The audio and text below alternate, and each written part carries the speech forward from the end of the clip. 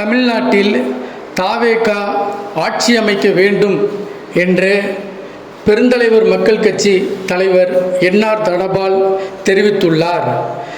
சென்னையில் செய்தியாளர்களை சந்தித்த பெருந்தலைவர் மக்கள் கட்சியின் தலைவர் என்ஆர் தனபால் தற்போது இருக்கின்ற அரசியல் சூழ்நிலையில் தனிப்பெரும் கட்சியாக உருவாகியிருக்கிற தாவேக 108 இடங்களை பெற்று ஆட்சியமைக்கும் நிலையில் உள்ளது. இந்நிலையில் தாவேக கவர்னரை சென்று ஆட்சியமைக்க கோரியிருக்கக்கூடாது. கவர்னரே பெரும்பான்மை கட்சியான தாவேகாவை அழைத்திருப்பார்.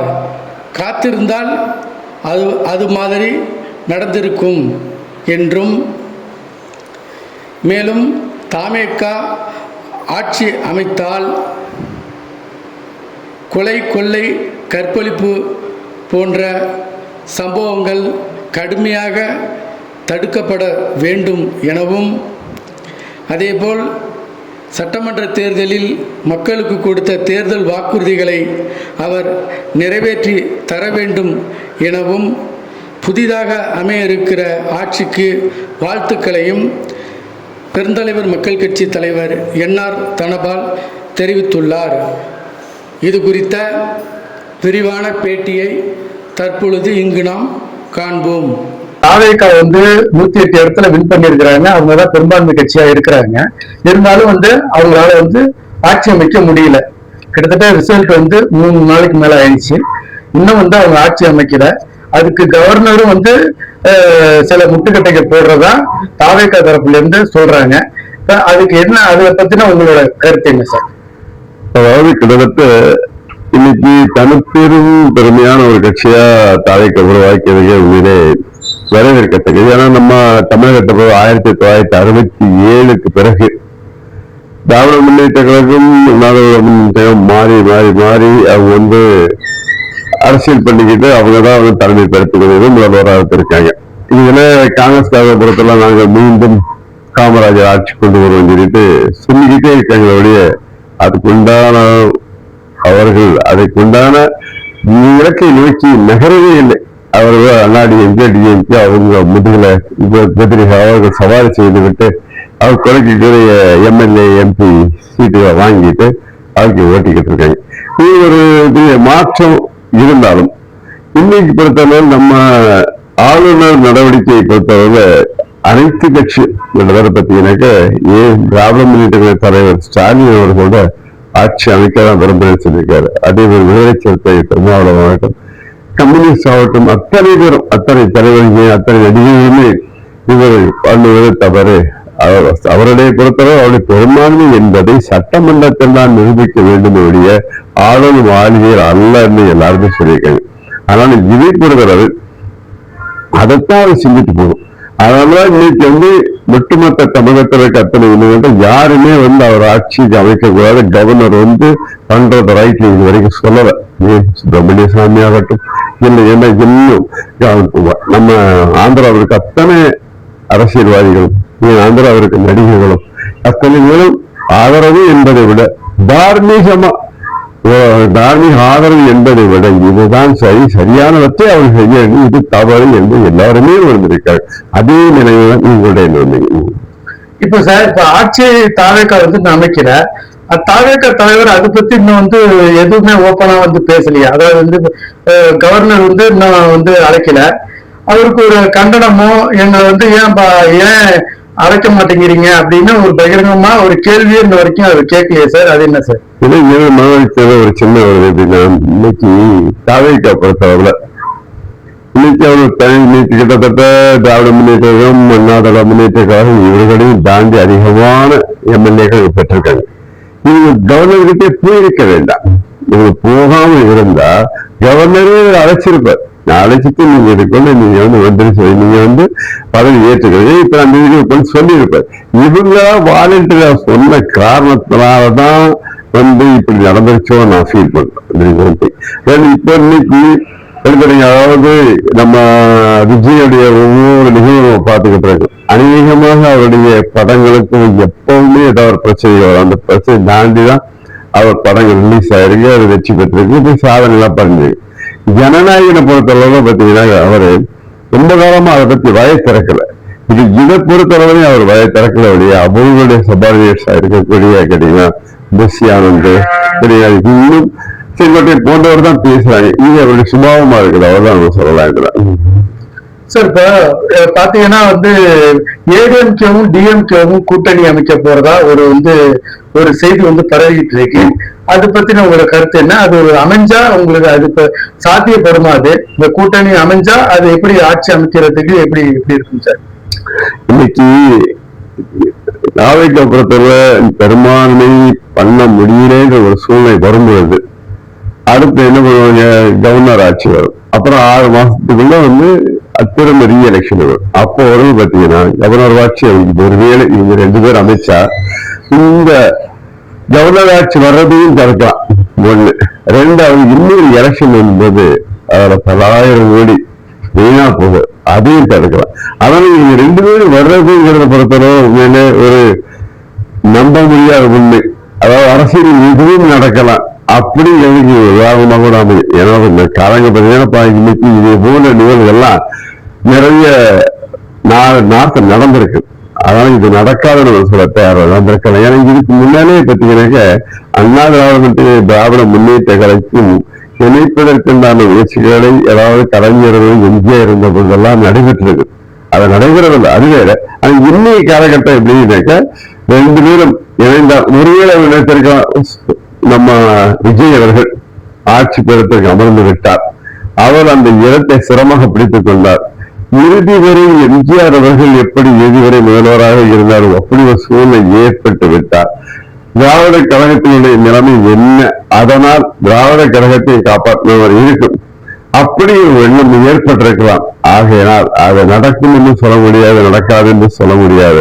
ஏன்னா அரசியல் எது வேணும்லாம் நடக்கும். ஆட்சியை அமைச்சா அவங்கள்ட்ட உங்களோட எதிர்பார்ப்பு என்னவா சார் இருக்கும்? தாவேகா கிட்ட அதாவது அவங்க இன்னைக்கு பேசுனதெல்லாம் அதாவது அவர் திராவிட முன்னேற்ற கழகம் எனக்கு என்ன போட்டி அப்படின்னு சொல்லிக்கிட்டு கொள்கை எதிரியாக நம்முடைய பிஜேபி, அதே போன்று திராவிட முன்னேற்ற கழகத்தை அவர் தன்னுடைய அரசியல் எதிரியாக மேடையில சொல்லிக் கொண்டார். அது ஒரு பக்கம் இருந்தாலும் பரவலா சொன்னது என்னன்னாக்க நான் வந்தார் நிச்சயமாக அதாவது பெண்களுக்கு பாதுகாப்பு முக்கியத்துவம் கொடுத்து அப்படின்னு சொன்னார். ஏன்னா இன்னைக்கு எங்க பார்த்தா தினமும் கற்பழிப்பு, இது கேட்ட 2 வயது குழந்தையிலிருந்து 80 வயது கிளைஞரும் கற்பழிக்கப்படுகிறார்கள். பாலிய சீண்டல் என்றும் போக்சோ சட்டம் என்று தொடர்ச்சியாக அதிகமாக வரக்கான அதுக்கு முக்கியத்துவம் கொடுத்து சொன்னார்.